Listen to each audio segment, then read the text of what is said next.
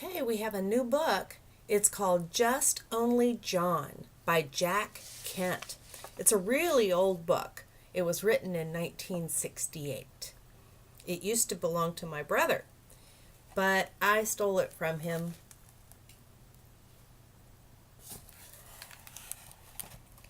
Here we go. Once upon a time, a long time ago, if you count Sundays and holidays, there was a little boy named John.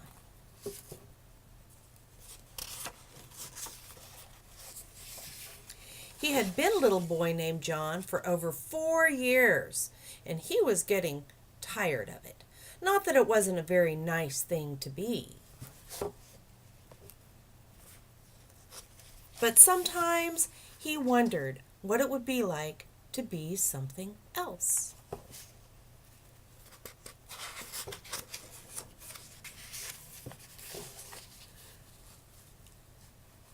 Sometimes on Thursday afternoons, if the weather was nice, he wondered what it would be like to be an elephant named Guster, who worked at the circus.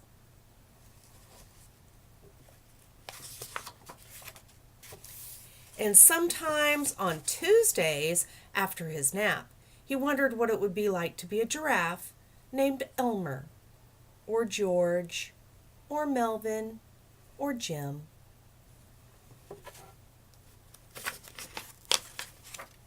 One day, when John was wondering what it would be like to be a kangaroo named Sam, he got an idea. "I know what I'll do," he said. "I'll pretend. If I pretend hard enough, I'll know what it's like and I won't have to wonder anymore." So he spent the whole morning pretending he was a kangaroo who liked hot dogs and soda pop.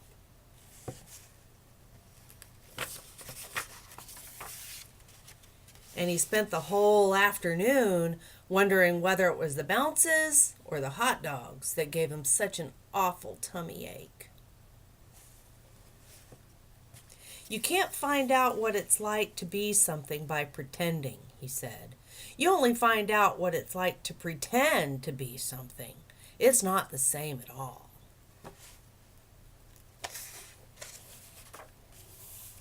Suddenly, John remembered Mrs. Walpurgis, who did a witchcraft and hemstitching and had a shop at the other end of the block.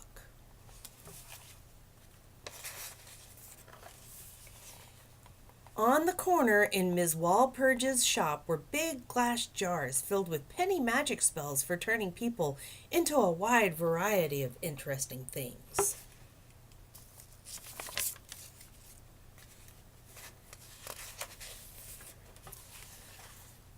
John picked out a peppermint-flavored magic spell and gave Ms. Walpurgis his penny. He didn't ask what the spell would turn him into because he didn't want to spoil the surprise. But he hoped it wouldn't be one of the very fierce animals. He was a little afraid of very fierce animals.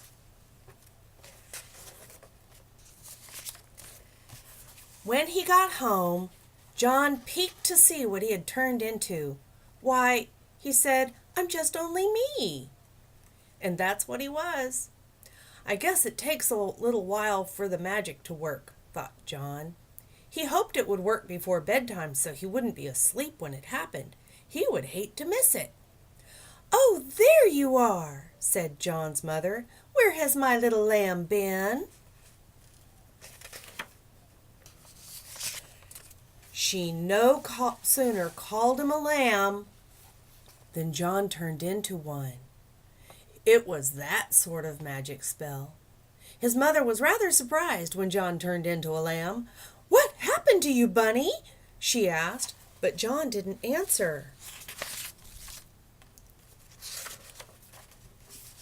He had turned into a bunny, and he wasn't quite sure, being new at it, what sort of voice a bunny should answer in. "Stop that this instant, John," said his mother.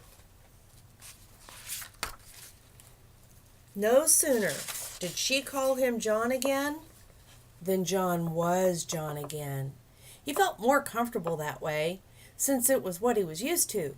He told his mother all about the magic spell, and they agreed that something should be done about it. But they weren't sure what.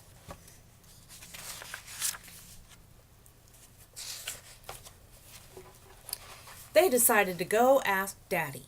Daddy was at the office. On the way there, John's mother gave him some jelly beans to munch on. He'd had a rather upsetting experience, and jelly beans are good for things like that. "Eat them nicely," said Mother. "Not like that," she said. "Why must you be a little pig?"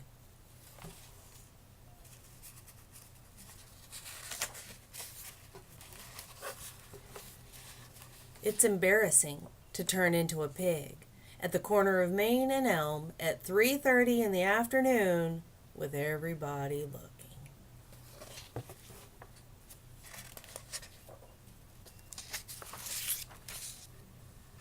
"You're not a pig," said John's mother quickly. "You're John."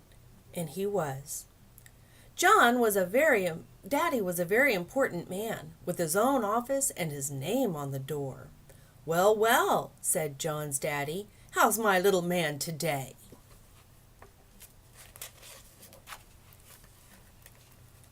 While John turned into a little man with a long white beard, his mother explained to Daddy about the magic spell. "It's what comes of wanting to be something you're not," said John's daddy. "I know it was better just being me," said John, "but the magic spell won't let me, not for very long at a time." And he started to cry.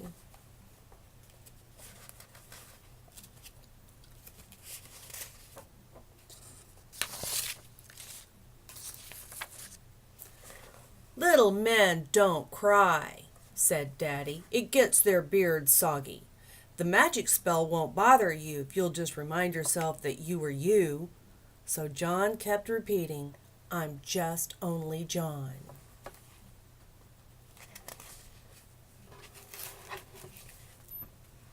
And he was, and probably still is. Moral: be yourself, because somebody has to, and you're the closest. Isn't it cute?